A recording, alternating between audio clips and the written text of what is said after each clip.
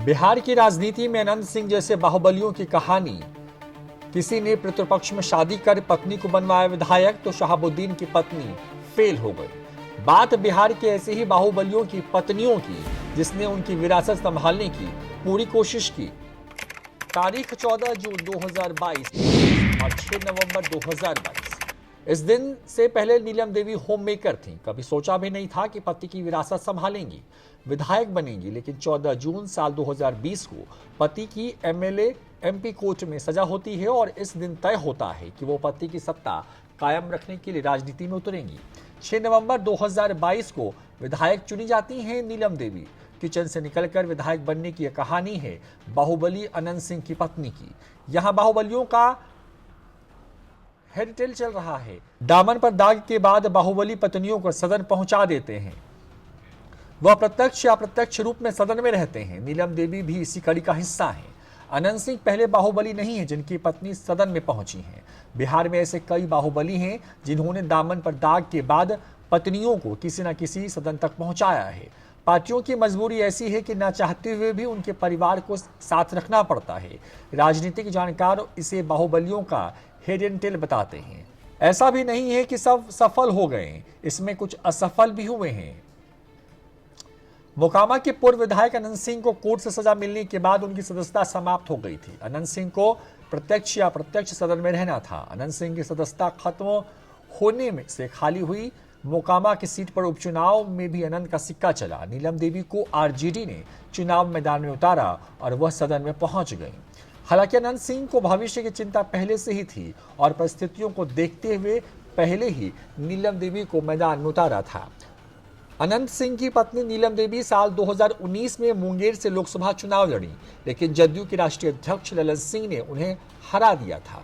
नीलम घरेलू महिला रही हैं। वह इतनी साधारण रही हैं कि आज भी अनंत सिंह का नाम नहीं लेती हैं। राजनीति तो दूर की बात है, एजी ओजी और विधायक जी से को संबोधित करने वाली नीलम देवी अब सदन में अनंत की आवाज बन गई हैं।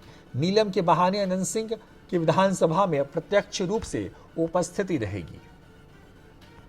1990 के दशक में बिहार के बड़े बाहुबली के रूप में उभरकर सामने आए सूरजभान सिंह ने भी राजनीति में एंट्री मारी। बाहुबली की राजनीति एंट्री से ताकत और बढ़ गई। बाहुबली के ताप से उनके पिता ने गंगा में कूदकर जान दे दी थी। बड़े भाई सीआरपीएफ के जवान ने भी मौत को गले लगा लिया था। इसके बाद भी सूरजभान सिंह की जरामय में धमक कम नहीं हुई। सूरजभान सिंह पहली बार साल 2000 में विधायक बने थे। वर्ष 2004 में वह रामविलास की पार्टी लोजपा से बलिया लोकसभा सीट, जो कि अब मुंगेर का हिस्सा है, से सांसद बन गए। अनंत की तरह सूरजभान को भी यह पहले पता था कि उन पर लगा अपराध का दाग कभी राजनीतिक रूप का ब्रिक लगेगा। इस कारण उन्होंने अपनी पत्नी वीणा देवी को मैदान में उतार दिया। जब बलिया से सांसद रहे सूरजभान चुनाव लड़ने के लिए अयोग्य कर दिए गए तो उनकी पत्नी वीणा देवी की एंट्री मुंगेर में लोजपा के टिकट पर लोकसभा चुनाव में हुई। वह चुनाव जीतकर सदन में पहुंची और सूरजभान सिंह की आवाज बनी। सूरजभान ने अपना प्रभाव बढ़ाने को लेकर अपने भाई को नवादा से सांसद बनवाया।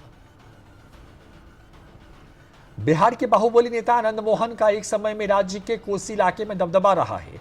बाहुबली ने 1990 में बिहार की राजनीति में एंट्री मारी थी। वह पहली बार सहरसा के विधायक बने। बाहुबली ने अपनी पत्नी लवली आनंद को राजनीतिक की दहलीज पार कराकर 1994 में वैशाली से सांसद बनवा दिया था। आनंद मोहन को डीएम की हत्या में आजीवन कारावास की सजा हुई है। लवली आनंद राजनीति में एंट्री के बाद लगातार अपने पति की बेगुनाही को लेकर के लड़ाई लड़ती रही हैं। आनंद मोहन ने लवली आनंद को अपनी आवाज मुखर कराने और दबदबा के लिए राजनीति में लाया। वहीं बाहुबली शहाबुद्दीन की पत्नी राजनीति में सफल नहीं हो पाई। शहाबुद्दीन की पत्नी हिना साहेब राजनीति में पति की तरह सिक्का नहीं जमा पाई। शहाबुद्दीन चाहते थे कि हिना राजनीति में दमदारी से दखल करें, लेकिन वह अपनी मंशा में कामयाब नहीं हो पाए। साल 1996 से लेकर के 2009 तक 4 बार विधायक रहे शहाबुद्दीन पार्टी के टिकट बंटवारे में बड़ा रोल अदा करते रहे हैं, लेकिन वह उन्हें राज्यसभा में भी एंट्री नहीं दिला पाए। शहाबुद्दीन का वर्चस्व होने के बाद भी हिना को सफलता नहीं मिली। वह 3 बार लोकसभा का चुनाव लड़ी, लेकिन एक बार भी सफल नहीं हो पाई।